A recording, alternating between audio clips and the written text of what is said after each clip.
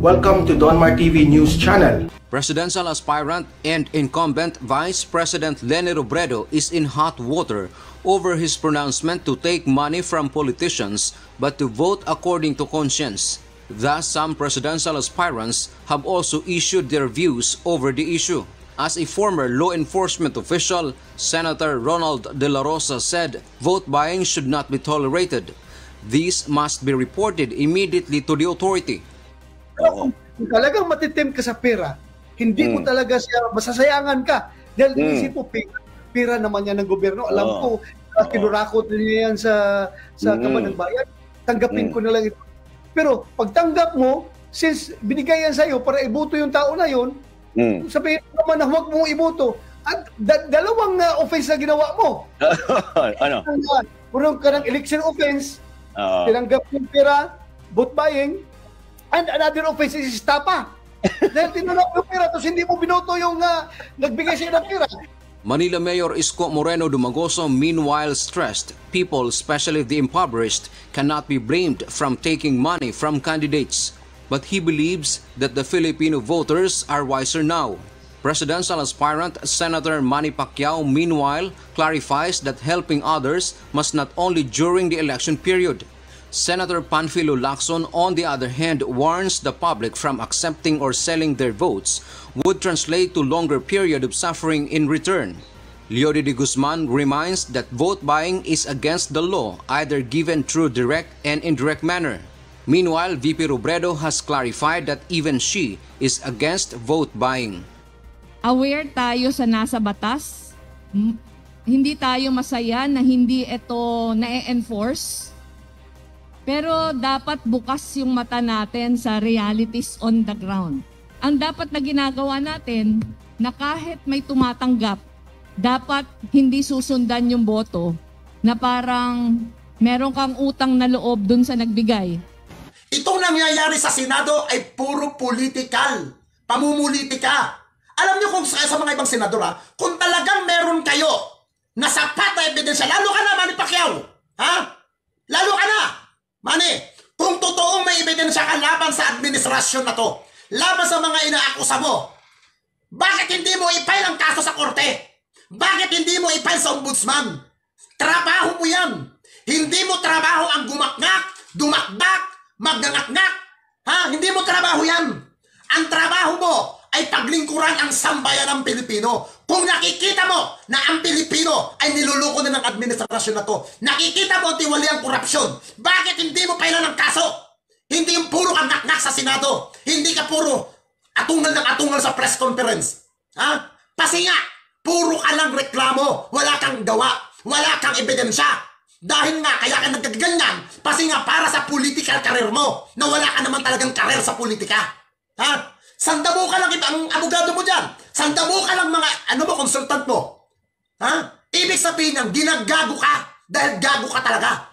Ha? Manny Pacquiao, alam mo lahat ng pera na sa'yo na.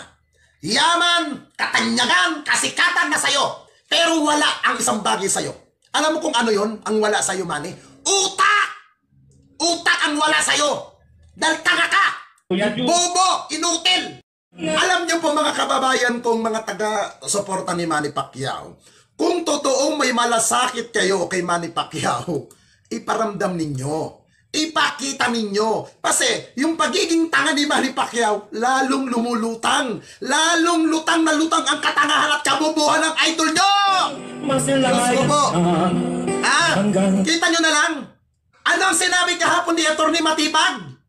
Nagiging politika ang Senate investigation. Putang ina. Ha? Ang mga senador, hindi kayo pinupo dyan para mag-imbestiga. Ha? Inupo kayo dyan para gumawa ng batas. Ha? Huwag kayong magpakabobo. Tangina naman. Diyos ko pong mahabagin. Maawa kayo sa bansang Pilipinas. Tangina nyo. Alam nyo sa lahat ng tagahangan ni Manny Pacquiao, ha? Lalo na yung tagahimod ng tumbong niya, ha?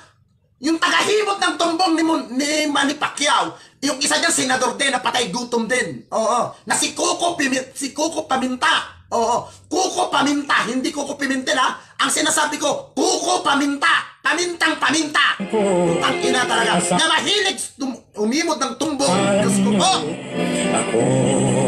Ganyan kayo kabubok! Ate, may nabasa ako sa YouTube ngayon lang. Ang sabi nung isa, mag-ingat ka kay Manny Pacquiao dahil lahat ng kumukontra sa kanya ay dinidimanda niya ng libel. Yan o ngayon, ako matatakot sa iyo, Manny Pacquiao? Putang ina! Alam mo, Manny Pacquiao, kung ayaw mong mabatikos, ayaw mong mapagsalitaan ang hindi maganda, as public servant, huwag kang balat sibuyas, huwag mong pasukin ang mundo ng politika. Kung ayaw mong may kontrabida sa buhay mo, gumawa ka ng mabuti, gumawa ka ng masama.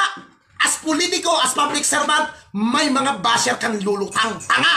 Huwag bobo! Tanga! Yung mga kapatid, kung ang isang politiko, pag binatikos mo at ang pangtapat niya sa mga kontrabida sa kanya, ay puro demanda, ay putang ina, delikado po yan. Delikadong mamuno sa bansa yan. Walang laman ang utak niyan. Totoong walang laman ang utak ni Manny Pacquiao. Kabubugbog sa kanya, kasasapak sa kanya, ayun, naugag na ang ulo. Tapos lalo na yung isang oportunista na kumanta. Naku po. Isa ring patay gutom. Ito po mga kaibigan bago tayo mapunta doon sa pinakaming topic. Kahapon, nung mga past month, kasi more than 1 year na kami hindi nagkakausap ni Freddy Aguilar. More than 1 year na. Alam nyo kung anong pinag-awayan namin ni Freddy Aguilar? Dahil lang sa putang inang Manny Pacquiao na yan. Dahil lang sa putang inang to. One time, nag-post ako nung kalagitnaan ng ECQ. Nag-post ako against kay Manny Pacquiao. Tinawagan ako ni Freddy Aguilar. Alam nyo kung anong sabi? Tol, huwag mong bakbakan si Manny Pacquiao. Atin yan. Kaibigan natin yan. Mabait kaibigan yan. Tol, ako ang gagawa ng official na kanta ni Freddy Aguilar. Yun ang sinabi ni Freddy Aguilar sa akin. Siya raw ang gagawa. Ay, kailangan pa ba ng ebidensya? Ito, gumawa na siya ng kanta. Ngayon, tama ba yung gagawin ni Freddy Aguilar? Pakikialaman niya ako? Dahil kaibigan niya? Dahil malapit sa kanya? Dahil pinakikinabangan niya si Manny Pacquiao? Dahil yung Manny Pacquiao na sinasabi niyang mabait, madaling mauto. Di ba? Madaling maguyo. Kaya ganun na lang ang paghimot din ng tumbong ni Freddy Aguilar. Diyos ko pong mahabagin. Alam mo ka, Freddy, kung may delikadesa ka pa, mag-resign ka na dyan sa pwesto mo. Mag-resign ka na. Lumayas ka na dyan. Kung may delikadesa ka. Inutil ka rin naman Totoo lang Inutil ka din naman bakit hindi ko ba't ko nasabing inutil ka rin?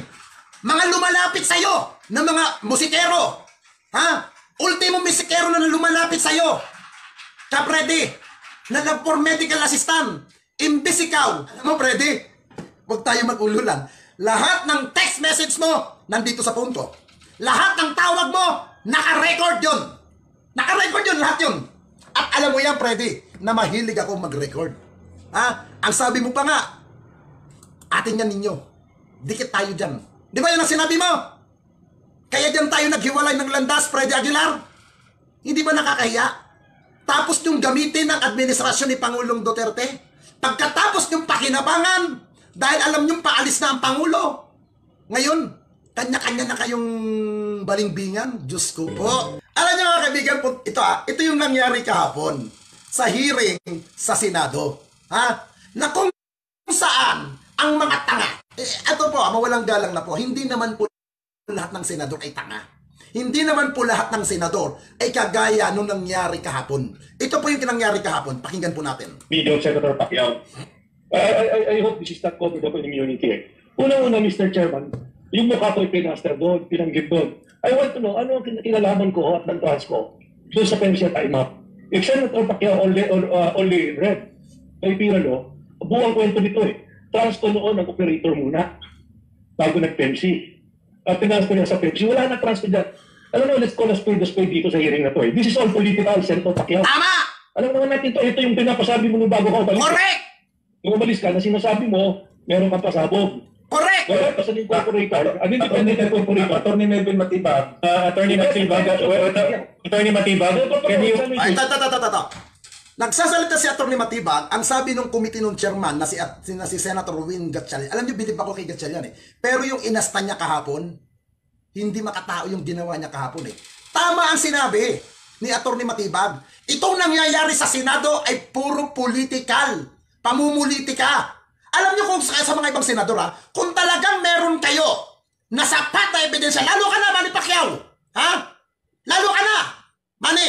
Kung totoong may ebidensya ka laban sa administrasyon na to, laban sa mga inaakusa mo, bakit hindi mo i-file ang kaso sa korte? Bakit hindi mo i-file sa ombudsman? Trabaho mo yan. Hindi mo trabaho ang gumakngak.